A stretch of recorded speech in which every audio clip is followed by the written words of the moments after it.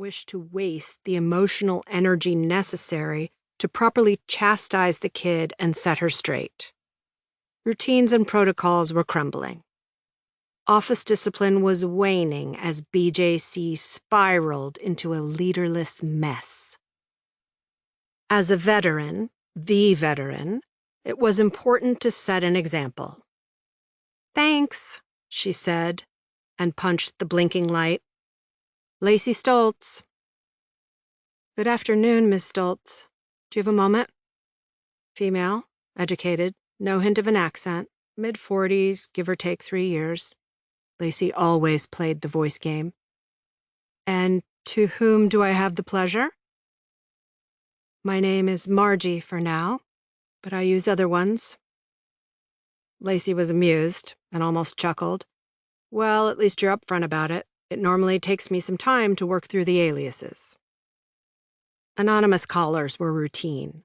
People with gripes about judges were always cautious and hesitant to come forward and take on the system. Almost all feared retaliation from the powers on high.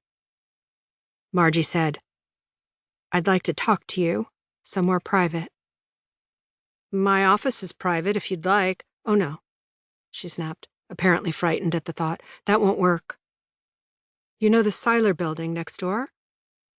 "Of course," Lacey said as she stood and looked out her window at the Seiler building, one of several nondescript government addresses in downtown Tallahassee.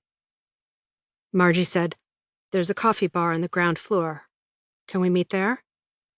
"I suppose. When?" "Now. I'm on my second latte." "Slow down. Give me a few minutes. And you'll recognize me?" "Yes, you're on the website. I'm in the rear, left side."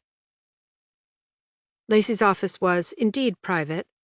The one to her left was empty, vacated by an ex-colleague who'd moved on to a bigger agency. Across the hall, an office had been converted into a makeshift storage closet. She walked toward Felicity and ducked into the office of Darren Trope, a 2-year man already prowling for another job. "You busy?" she asked as she interrupted whatever he was doing. "Not really." It didn't matter what he was or was not doing. If Lacey needed anything, Darren belonged to her. "Need a favor. I'm stepping over to Seiler to meet a stranger who just admitted that she is using a fake name." "Oh, I love the cloak and dagger. Sure beats sitting here reading about some judge who made lewd comments to a witness." "How lewd?" "Pretty graphic." "Any photos? Videos?" "Not yet." "Let me know if you get them." "So, mind stepping over in 15 minutes and taking a picture?" "Sure, no problem. No idea who she is?" "None whatsoever."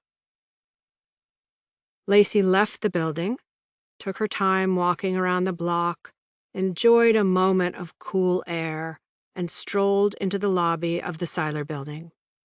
It was almost 4 p.m., and there were no other customers drinking coffee at that hour. Margie was at a small table in the rear to the left. She waved quickly as though someone might notice and she didn't want to get caught. Lacey smiled and walked toward her. African-American, mid-40s, professional, attractive, educated, slacks and heels, and dressed nicer than Lacey, though around BJC these days any and all attire was allowed. The old boss wanted coats and ties and hated jeans, but he had retired 2 years ago and took most of the rules with him.